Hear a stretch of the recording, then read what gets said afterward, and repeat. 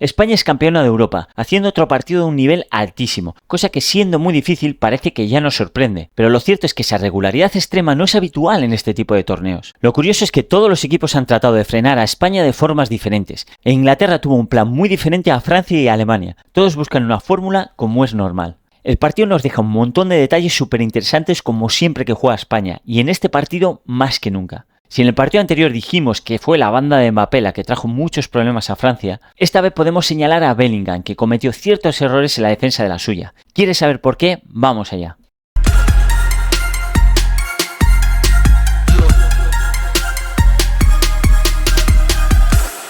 Como siempre vamos brevemente con los destacados. Por parte de España el colectivo es tremendamente sólido y podríamos destacar muchas cosas de varios jugadores que ayudaron mucho durante el partido. Pero en cualquier caso vamos a destacar algunos. Olmo tuvo una participación constante, es un jugador que a mí personalmente me encanta, parece que no es especialista en nada pero lo hace todo bien y sobre todo siempre da la sensación de hacer daño esté en la posición que esté y esté como esté el partido, una personalidad tremenda y además salvó el empate en el 90. Laporte, otra masterclass de cómo tener el balón, de cómo filtrar pases, moverlo de lado a lado, jugar corto, largo. Es uno de los mejores en salida de balón que he podido ver nunca. Tuve la oportunidad de verlo en categorías inferiores del Atleti también y ya era un jugador finísimo. También hablar de Cucurella, que tuvo que bailar con Saka, el mayor peligro inglés. Como siempre, lo hizo a un nivel altísimo, no siendo desbordado. Y como no, presionando alto, los repliegues que realiza. Y vaya asistencia en el minuto 85 para completar su tremendo europeo. Fabián, cierto es que perdió en este partido algunos balones que no suele, pero su trabajo en la presión y en el repliegue es que es impresionante como luego veremos. ¡Qué forma de defender! En la segunda parte además se hizo con el mando del partido, jugando más cerca de los centrales y Zubimendi, tras Rodri tener que salir por lesión. Nico y Lamine quizás no tuvieron el partido más destacado, pero como siempre aportan algo clave. Lamine dio una asistencia de gol a Nico, y Nico definió con zurda de forma magistral. Y también dio otra asistencia a Morata que le dejó mano a mano. Nico además del gol apareció por dentro combinando, demostrando que puede hacerlo bien ahí también. Si mejora eso será un jugadorazo tremendo. En el caso de Inglaterra, creo que el mejor sin duda fue Bellingham. Apareció en casi todas las acciones de mérito que hizo Inglaterra. En el gol inicia la contra tras saltarle Cucurella, y luego es el que acompaña y deja el balón a Palmer para que tire y marque el gol.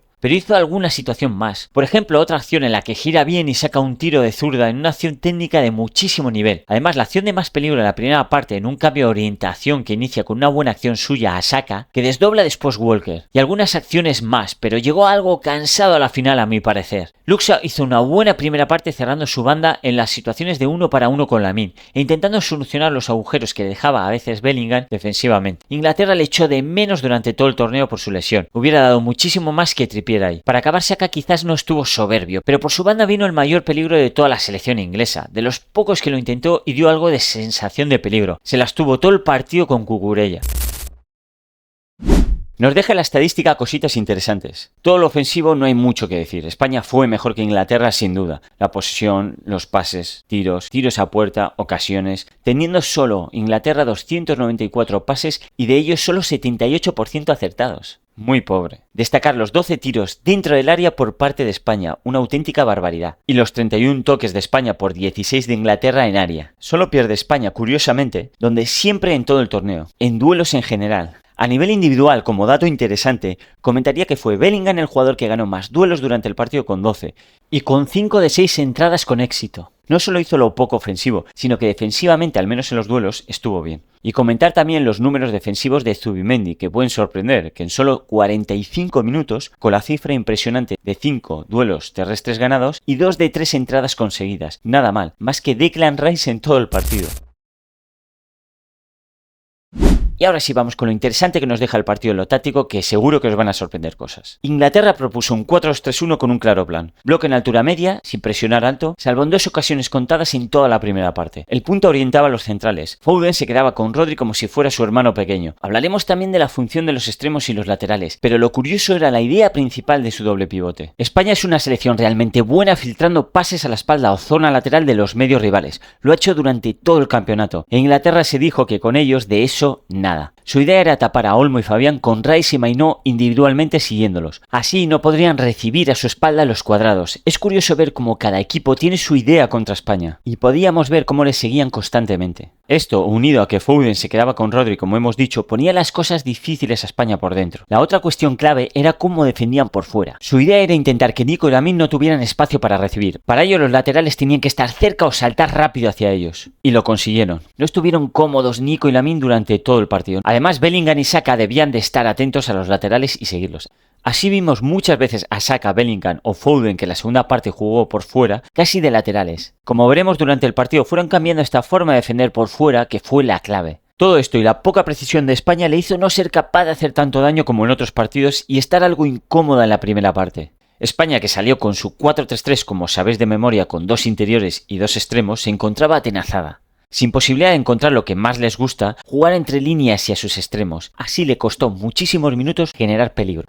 Esta forma de defender de Inglaterra, dado que cada vez España subía más los laterales y los interiores, acababa por meterse atrás del todo, totalmente dominada. Pero claro está que España es una selección que tener un solo plan contra ella para taponarla es demasiado poco. Esta selección sabe cómo lidiar ante todo, porque su estilo de juego es muy rico y tiene muchas soluciones que los jugadores saben interpretar. Está muy bien trabajada. Las soluciones que dieron fueron muchísimas. Primero la de Morata. Dado que los pivotes seguían a los interiores, esto generaba espacios para Morata viniendo a recibir con un 3-2 en esa zona del campo y así ser él el hombre libre o jugar a un tercer hombre libre. Así vimos cómo Morata lo intentó constantemente, generando muy buenas situaciones de ventajas. Otra fue buscar poner los laterales altos para que Nico y Lamine quizás pudiesen recibir solos por dentro, colocando un montón de jugadores por dentro para liberar a alguno. Nico y Lamine intentaron recibir constantemente. Por su parte, Rodri intentaba liberarse de la marca individual de Foden, colocándose entre centrales, y así poder arrastrar a su marca y liberar uno de los centrales en conducción. Este así podía conducir y buscar la siguiente línea con agresividad.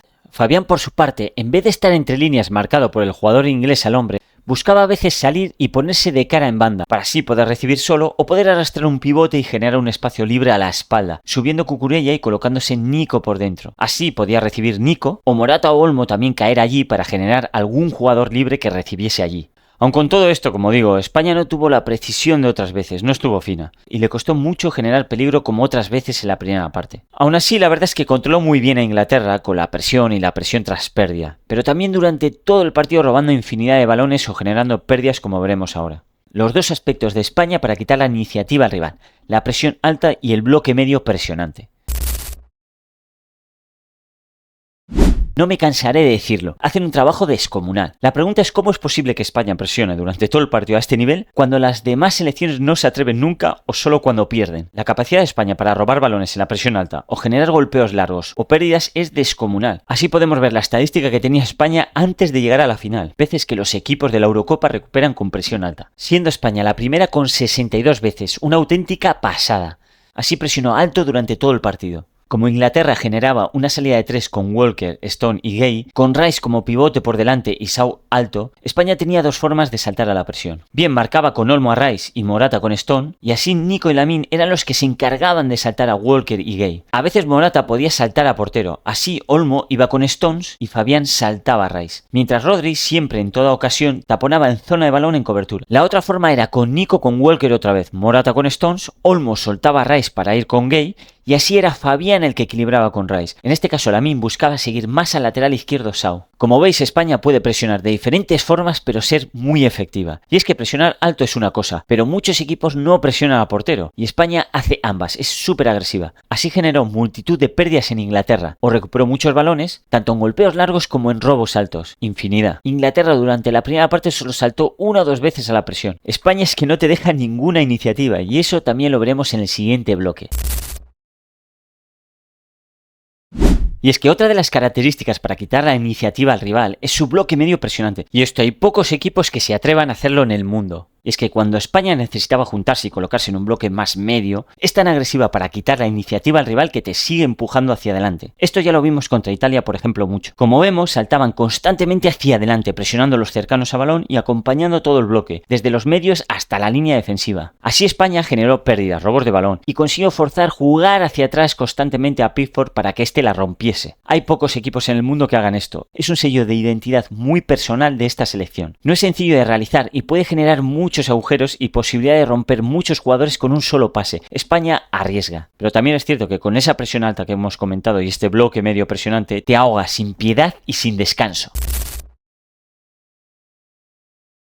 Con ambas selecciones ya presionando muy alto en la segunda parte, el factor diferencial fue el portero de cada selección. Unai se comió a Pickford en este duelo. Con ambos intentando hacer una presión asfixiante al portero, este debía saber tomar buenas decisiones, encontrar algún jugador libre o buscar con algún buen golpeo a los alejados. Pero es que aquí no hay color. Cuando se la daban a Pickford, este tenía graves problemas para tener calma y jugar a algún jugador cercano. Y si jugaba hacia arriba, la hacía rompiéndola, no buscando un golpeo dirigido a nadie en concreto. Así regaló un montón de balones. En cambio, Unai y España dieron una masterclass. Unai, cuando juega en largo, no la rompe, intenta buscar un jugador libre, y si no lo hay, buscar un jugador a la disputa, pero no lo hace de cualquier manera ni a cualquier jugador como Pickford. Lo tiene muy entrenado, tanto el tipo de golpeo que tiene que hacer como los movimientos de quién disputa y quién va al espacio o cómo se acompaña para ganar las caídas. España hizo muchas jugadas de este tipo haciéndole mucho daño a Inglaterra. No hablemos ya de la capacidad para sacar el balón por abajo de Unai, tanto con cercanos como filtrando pases por abajo muy precisos a los compañeros lejanos rompiendo líneas de presión. Luego España ciertamente sabe cómo una vez se buscan estos jugadores, cómo deben acompañar para descargar, por ejemplo. Y es que lo tiene muy entrenado. La diferencia aquí fue abismal, el portero como jugador clave en esta segunda parte.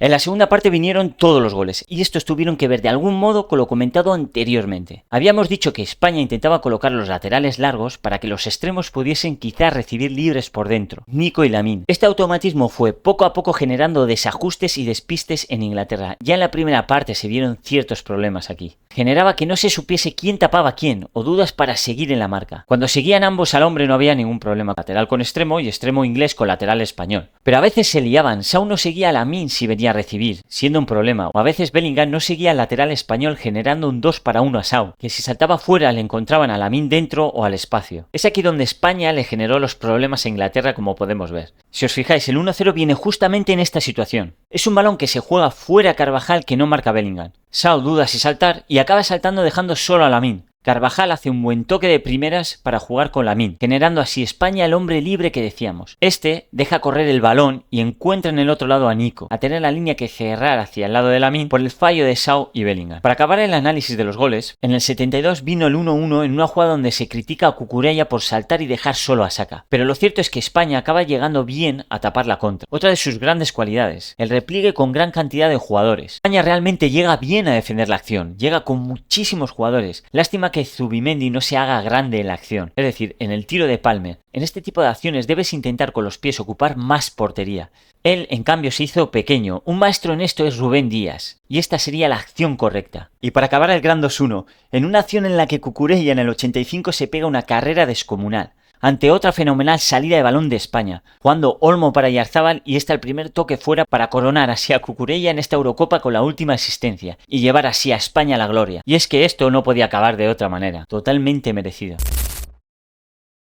Para acabar, quería comentar el tema de Morata. Y es que teniendo muchísimas críticas despiadadas, me parece lícito opinar si un jugador es mejor o peor, si tiene más calidad o menos, pero se ha exagerado hasta el punto de hacerle ver como si fuera casi un jugador de segunda división. Claro que flojea en muchas cuestiones, no es un delantero muy certero, por ejemplo, y eso le resta mucho, y no hay que olvidar que es un delantero y es la principal característica que debe de tener. Desde luego España no tiene un delantero top ahora mismo, pero tampoco lo tienen otras muchas selecciones fuertes como Portugal, Francia, que no han destacado por ello, Italia tampoco y otras tantas. Dicho esto, si tiene que flojear una, y en nuestro caso es la de delantero con Morata, bendita suerte con él, porque es un jugador que le da a España muchísimas soluciones. Si le aprietan alto, él las gana de cabeza porque es alto. También a veces se la consigue quedar. Si le dejan espacios, tiene velocidad para romper al espacio. Y además también es capaz de asociarse bien. Un jugador alto que gane balones de cabeza pero que tenga algo de velocidad para atacar los espacios no es fácil de encontrar, lo cual para una selección como España, para tener soluciones si le aprietan alto es buenísimo. Defensivamente ayuda en todos los lados, una capacidad de sacrificio que es enorme. Y presionando arriba, qué decir, es brutal, es el delantero de la Eurocopa que más esfuerzo realiza a alta intensidad.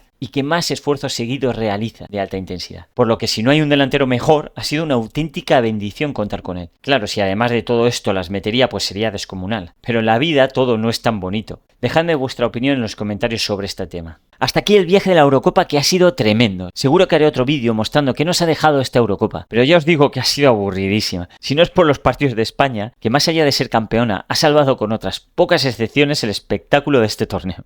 Si os ha gustado el vídeo, no os olvidéis de suscribiros para apoyarlo y darle a like para que otros puedan disfrutarlo. Y esto ha sido todo, así que nos vemos en próximos vídeos.